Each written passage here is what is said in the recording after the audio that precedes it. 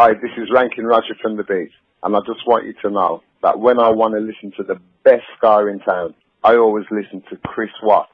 It's the sound that leads the way every day today. Boom! We welcome to the show Rankin Roger of The Beat. How's it going, Roger? Very good. Thank you for having me on your show, Chris. Thank you. No problem. So you're performing in London at the venue on Saturday the 11th of May. Are you looking forward to the gig? Yeah, because obviously every time we play London, it's very exciting. I mean, if you can play London and get a packed house and move the audience, it's great. Usually they want 2 encores instead of 1. So I think we do quite well. It's also a good place where you can set your standards, because you know if you can pass London, Birmingham and Glasgow, then they're the hardest people in the country to move. Yeah, and there's always a great energy at the Beats concerts, isn't there? A few years ago I went to the Concorde 2 in Brighton. I saw you there, and yeah, fantastic. Absolutely. I think that's part of it. People come to our gigs knowing that it's going to be a bit of a workout and they're going to have a great time. So how did the Beat first come together? You must get this asked a lot, but how did it all happen? I've been asked it a million times, actually, Chris. But yeah, it's Dave Wakeling and who lives in America now, and Andy Cox, who was in the Fine Young Cannibals. People might remember him from that band too. Then obviously there were mates in Birmingham, and they went to the Isle of Wight one summer to make solar panels and met up with the bass player. The 3 of them came back to England, met the drummer Everett working in a kettle factory, and then met me a few weeks later when they were ready for their first gig. I was the drummer for a punk band, and they asked us if they could open up for us, and we let them, and they blew us off, and I went on and joined them. Yeah, there's a bit of a history to it, but that's kind of how it came together. The next thing we knew, we were offered a tour with the Selector for 2 weeks, opening up for them. And at the end of that 2 weeks, at the Electric Ballroom in London, Terry Dammers from the Specials came up to us and says, "Would you like to be the next two-tone single?" And obviously, how could we say no? The last 3 things that had gone up had all been hits. I think we would have fought for the 5th thing on Tucson to be released, but all of them had gone top 10. So any new band who got onto that label stood a chance of going, getting a hit at the time. So we were lucky. We seemed to all be in the right places at the right time and the right connections. But that's what it turned into, The Beat, which was a mishmash of all different types of music, even though people ended up calling us ska. That's because we had our first single on two-tone, that's why. But really, when you check the Beat music within the albums, it's mixed. There's soul in there, there's calypso, there's reggae, there's punk, there's pop. There's all sorts, so it's a mishmash of rhythm and melody. Yeah, you've recorded lots of different styles of music. Your first single, Tears of a Clown, went straight into the national top 10 at number 6. But what do you consider to be the best song you've recorded? Whoa, the best song, not necessarily the biggest hit, but my favourite song was Mirror in the Bathroom. That tune stands for everything what the Beat was about within sound and everything. The whole vibe of the Beat for me was based on Mirror in the Bathroom, Twist and Crawl, Too Nice to Talk To. That side of the Beat. There were many sides to the Beat. There was like a poppy side, there was a political side, there was a dark but interesting side as well, almost like a Velvet Undergroundy kind of vibe. It's one of those tunes where I've often wondered if it could come out. If it came out in 20 years' time for the first time ever, it may still be a hit. Or if it could have come out in the 60s, in the 80s, it could have come out in the year 2020, and it would probably still do as well as it. It's one of them timeless ones, really, for me, and I think that's brilliant. Yeah, it's a great song. So what do you think of the state of music now?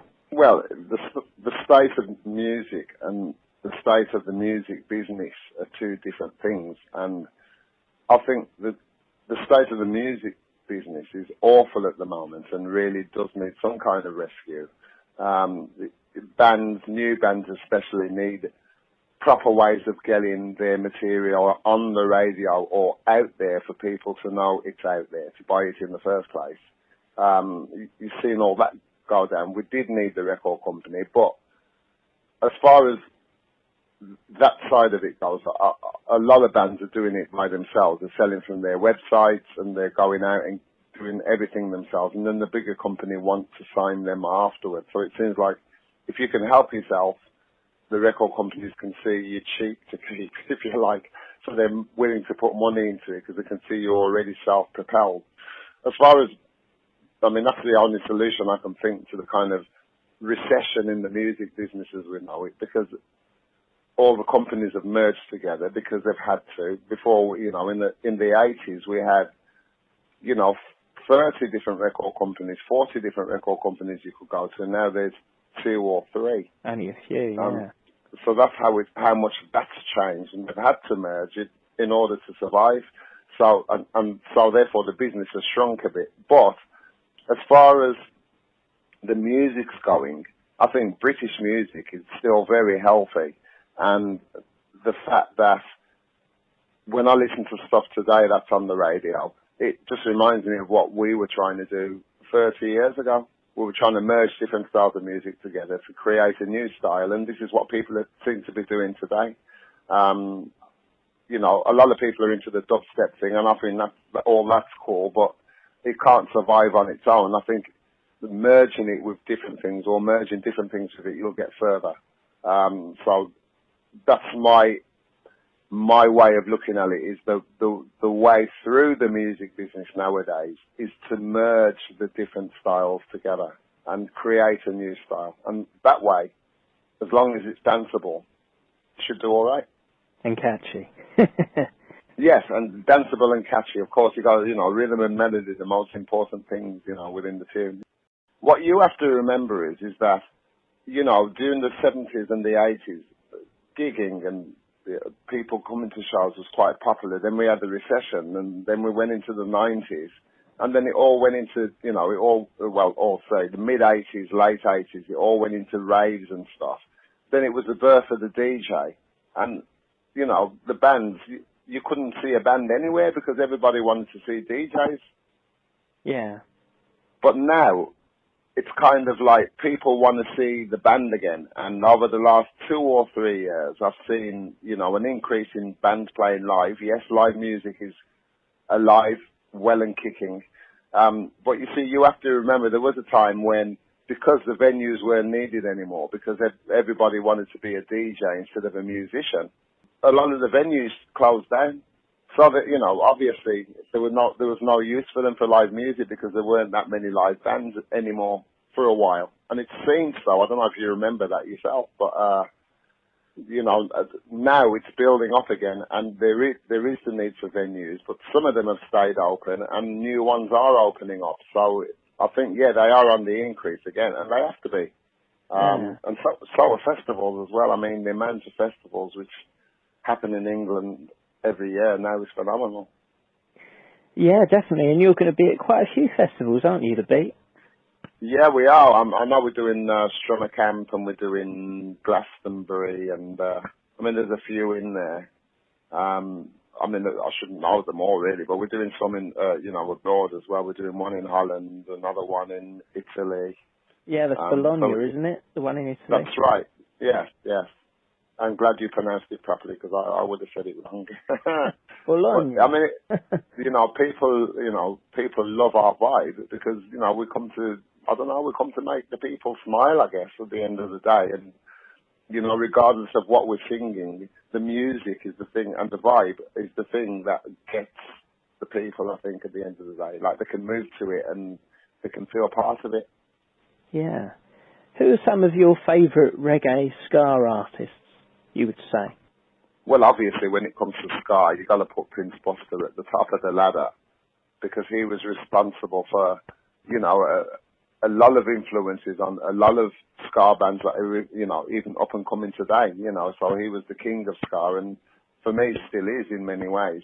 But I grew up on people like, Toots and the Maytals, Sly and Robbie, This is coming from the reggae side now, because there were loads of, artists on the punk side as well. People like Trinity and Big Youth, Dillinger, who else was there? Burning Spear. Not necessarily Bob Marley.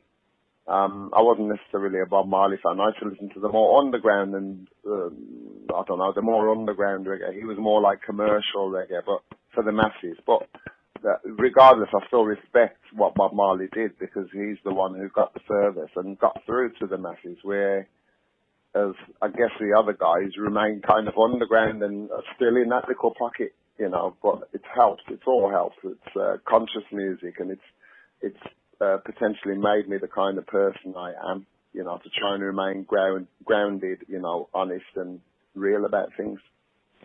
So are the Beat planning on making a new album soon? Well, there will be a Rankin Roger album coming out over the next 3 months or something, and I think we're going to promote that angle just to try and, get people, realising who I am, kind of thing. And there will, hopefully, we've recorded some beat stuff. There will hopefully be a beat album, but we're sending them off to different remixes at the moment to see what comes back in the mixes. We've had a couple back. We've had 2 back, which sound quite good. So we're compiling that as well. And me and my son Rankin Jr., we're thinking of starting this other thing as well, alongside with the beat, called Return of the Jedi. Which is going to be something different as well. So, that's another project that's going to be on the go. And, we'll come back to the beat when we want to do the beat, but we'll use this as what we want to, the tool to get our future ideas across, the future sounds. So it can still, the beat can still keep its credibility, and the new stuff can still earn its respect, You have also released a lovely vinyl box set. Can you tell us more about that? Yeah, well, we thought, and, we thought it'd be a great idea, because a lot of people were coming to gigs and going, well, CDs, but, nowadays people are going back to vinyl, and all these, DJs will play vinyl, and that's very important to them, they don't like an MP, they like value, and so do record collectors. And, we thought it'd be a great idea to have a box set out, which was actually pressed with the original plastic, like the old, it's the thickest plastic you can get, and included with the 3 albums is a dub album as well, so that's kind of like the bonus of it all. But it was more for the DJs and the record collectors and the people who were forever moaning about, you've had this on CD for 10 years, but we want the vinyl because we can't find that anymore. So yeah, it's good that it's there, and we've been selling quite a few of them. Yeah. Oh, that's great. Yeah, I might get a copy. I like my vinyl. It does look good, and it's everything in one, isn't it? So if you missed it the first time round, well, hey, here's your chance to go and get the full thing. But yeah, it's a good little selection, because you get all the albums, and plus you get the 12 inches too. Not all of them, but selected ones anyway. We couldn't fit them all on. I think you're only allowed, about 25 or 30. Well, no more than 30 minutes on any side of any album. So that's how much the technology has gone forward. Because you can, I've had albums which are an hour and 20 minutes long. Thanks for joining us on the show, Roger. It's been my pleasure. Thank you, Chris, and hopefully we'll speak again soon.